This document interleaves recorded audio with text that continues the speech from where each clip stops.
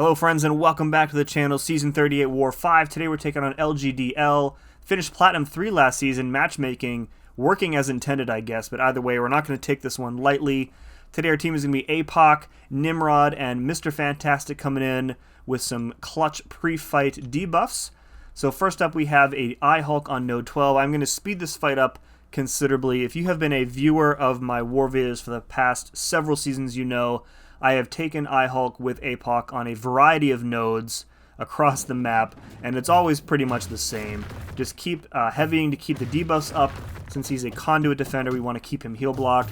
He's poison immune, so we don't want to do the SP1 with the medium ender, and we also don't want to do the degen with the SP2 medium ender. So what you're going to see me do here is once I get up the concussion and the weakness debuffs, I'm then going to race to my special 3, get them permanent, and that's just going to enable the heal block to be easier to keep up. And then from there, it's just a lot of parry heavy, using the bleed damage, the damage over time, to hopefully end him before his immortality triggers, or rather before he gets enough gamma to trigger his immortality. And plus we also have the 70% concussion to outright disable it if he somehow gets up to the requisite level of gamma, but he's not going to come close in this fight. So yeah, I feel like I've talked through this fight 1,000 times, and thankfully this one is also over. Let's move on to a much more interesting and difficult fight. Here is a Doom on node 29. So you see I already placed the Petrified debuff with Mr. Fantastic, so I kind of have to balance keeping the Petrified debuff up, which is going to not only reduce the Mystic Dispersion power gain, but it's also going to completely shut off his aura of Hazarath from the SP1. But so with Sadist, I also kind of have to really balance out how many debuffs I'm placing on him. So I am running Mystic Power Back boosts here. I did not remove the protection before I launched that special 2. Yeah, this is my first time taking this fight with Doom. So I kind of, there's so many things for me to keep track of in this fight. The Petrify I think is really important to keep up, but I also need to keep up enough debuffs for him to be heal blocked, since I'm going to be knocking him down frequently, and he is a conduit defender here. Once again, I launch a special with the protection up, so I'm doing enough damage with APOC, a fully boosted APOC, that I am getting past a lot of the protection, but I'm still trying to get things to line up perfectly here so that I can remove protection and hit him with like a big special. Right there I get heavy, that's unfortunate, but my health pool is pretty hefty, so I'm not too worried about it here. Finally get protection down with an intercept, get the SP1 off with a nice Fury. He's heal blocked, so he's not healing back any of that damage. Keeping the heal block up here. Got a nice SP2 evade here that comes in handy. A nice skill to have is the full SP2 evade for Dr. Doom, so rather do that than take all that damage on the block. Not that I'm in necessarily any danger of dying here. So, alright, we're going to try and bait out one more special 1 and then do another intercept here since we're close to that special 2. Still parrying and heavying when I can to keep that Petrified debuff up the entire fight. So he's too close to the special 1 here. So I think I'm trying to do like a naked intercept to try and get the protection down, but I decide it's too risky. Bait out one more special 1 here, and now I can do this, and he's not playing along, but I get the intercept off anyways, and then this special 2 finally finishes him off. So made a couple mistakes in that fight, didn't really cost me. Definitely one of the more tricky slash challenging fights that I've had this season. Moving on to a Kitty Pryde on node 37. This is definitely the exact opposite of that previous fight. Since we're bringing in Nimrod, the only thing we have to worry about here is making sure that we intercept and remove her protection.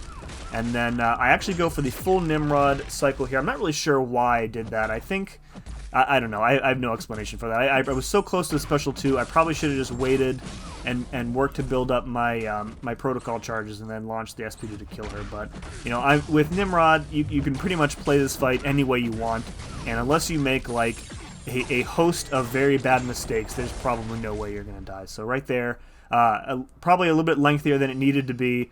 That's what she said.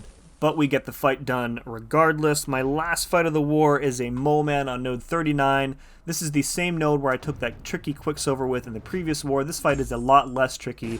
However, I end up making it a little bit more difficult on myself because I kind of forget that Mighty Charge is a thing. So right here, I expect my parry to land. I go for the heavy. My parry doesn't work because he's debuff immune on that medium attack.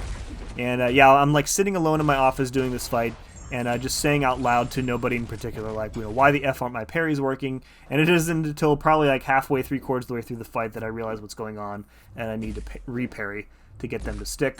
So one other thing I want to note in this fight with APOC is that when protection returns, it's supposed to remove all debuffs. However, APOC will prevent that since he reduces the opponent's ability accuracy of Purify effects. However, since Mighty Charge includes a sort of like pseudo debuff immunity, you'll see Mole Man, he will be removing the debuffs when he charges in with a medium attack. So that's kind of why you're seeing a little bit of inconsistency there with the debuffs going away and when they're not going away. Right there, I again mess up a parry, and then for some stupid reason I hit into his block. No idea what I was doing there. That's a lot of bleed damage because I triggered Frenzy, of course. So now I'm kind of behind in the health point battle. Fire off the special 2 just to create some space for myself. And I'm thinking, okay, I can bait out this special 2, and then he'll be at low enough power that I can get a couple decent attempts at an intercept in, remove the protection, and then fire off the special 1. He cooperates with the first intercept, so I fire off the special 1 with the medium combo ender, which applies the poison. So now we are pretty much in good shape here. I finally remember to re-parry and go in with a combo. I end the combo, but I don't fire off the special 1. No idea, but thankfully we get out of there with the win regardless. Speaking of wins, we did come away with this victory. 4 kills, 0 deaths for me, keeping my streak going, and our record has improved to 4-1. I really feel like we are fortunate to be where we are. I know we had one really, really bad war in the previous war that cost us the win. But I think as a group, myself absolutely included, I think we need to play a little bit better if we want to have a chance at keeping our Masters ranking. I think right now we're in like the middle of the pack as far as Masters is concerned, so definitely want to stay there until the end of the season. That's going to do it for this one, folks. Hope you enjoyed it. Let me know in the comments what you thought. Hit like, hit sub, all that fun stuff. And as always, thank you very much for watching. We'll see you again next time.